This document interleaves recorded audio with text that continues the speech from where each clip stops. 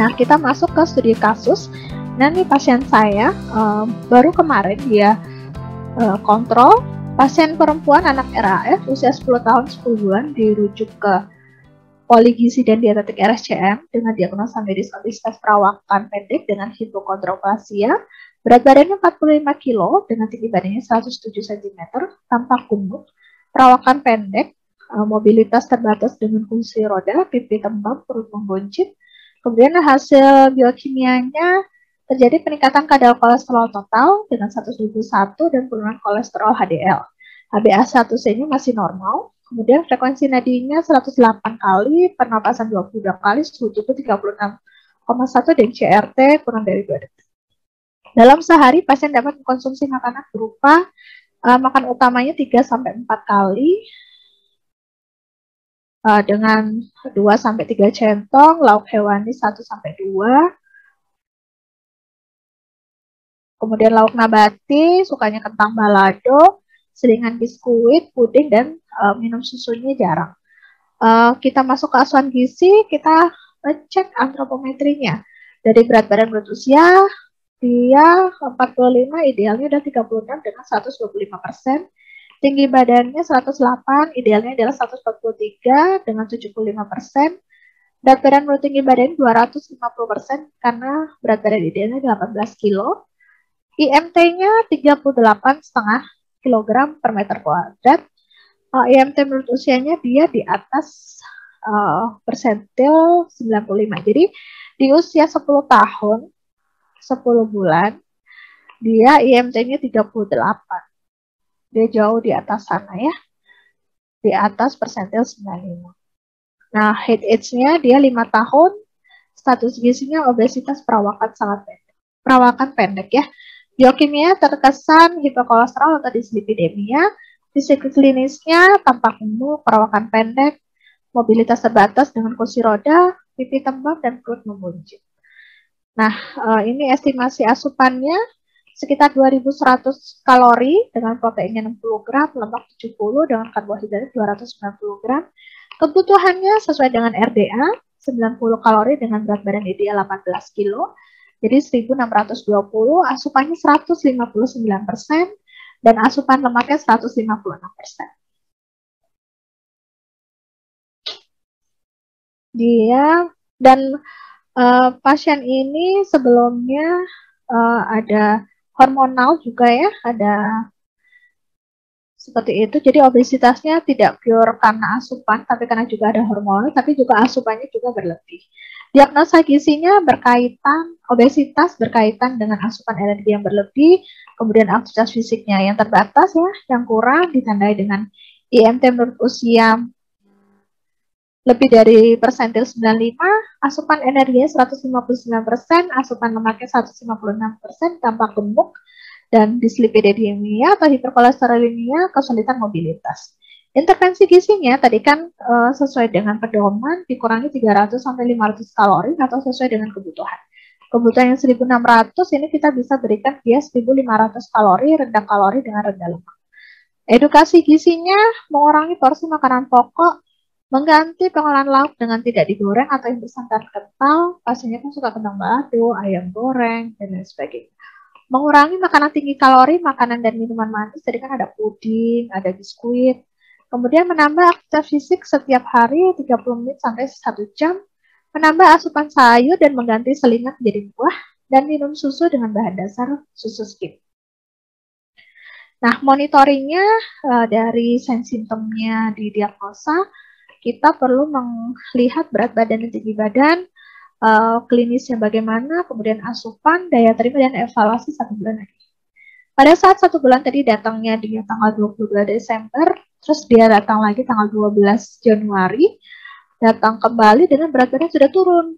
Nah, menjadi 42,4 kilogram, jadi turun sekitar 2,6 kilo. Kemudian tinggi badannya naik 1 cm. Pola makannya sudah sesuai dengan rekomendasi, akan tetapi jadi yang ngasuhnya ini nenek nih. Yang neneknya biasanya ya kalau cucunya minta, dia pasti nggak bisa nolak. Jadi cucunya pengen makan yang digoreng, ya dikasih yang digoreng. Karena aduh kasihan gitu, dia maunya yang digoreng. Jadi masih diberikan makanan yang digoreng dan makanan yang manis. Kemudian pasien ternyata sudah bisa berjalan karena berat badannya sudah turun. Sudah bisa sekolah, kemudian sudah bisa olahraga, aktivitas fisik, bisa jalan kaki, bisa masuk sekolah ya. Hasil biokimia sudah sesuai dengan kode normal. Reassessment-nya jadi cukup turun ya. Tadi berat badan menurut tinggi badannya 250%, sekarang turun menjadi 236%. Kemudian IMT-nya tadi 38,5, sekarang 36 kg meter persegi. Jadi tapi masih tetap di atas persentil 95 dan status gizinya masih sama, obesitas perawakan pendek. Makannya masih bagus, tapi karena karena makanan masih digoreng, jadi asupannya masih berlebih, diagnosanya masih sama. Intervensi gizinya kita lanjutkan dari makanan intervensi sebelumnya dengan motivasi dan edukasi kembali, kemudian pemilihan lemak, pemilihan buah juga kita edukasi kembali, dan tidak lupa kita berikan penghargaan karena berat badannya sudah turun.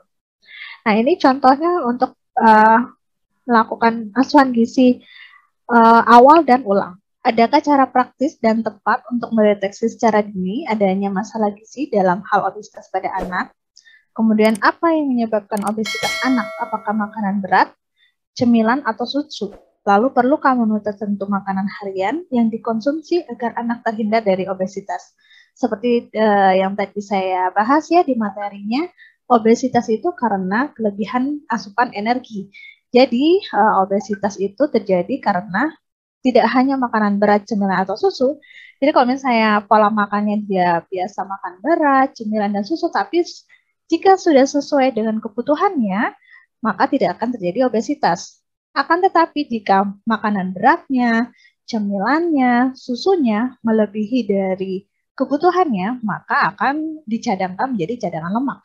Nah, itu akan terjadi obesitas. Jadi kalau misalnya dia makannya bagus, makannya banyak, tapi susunya juga banyak, makanya 3 kali sehari udah bagus, telinganya 2 kali sehari, ternyata minum susunya 5-6 kali, itu pun harus kental, nggak mau yang encer dan lain sebagainya. Nah, apalagi susunya yang tinggi kalorinya, itu pasti dari asupannya saja sudah melebihi dari kebutuhan.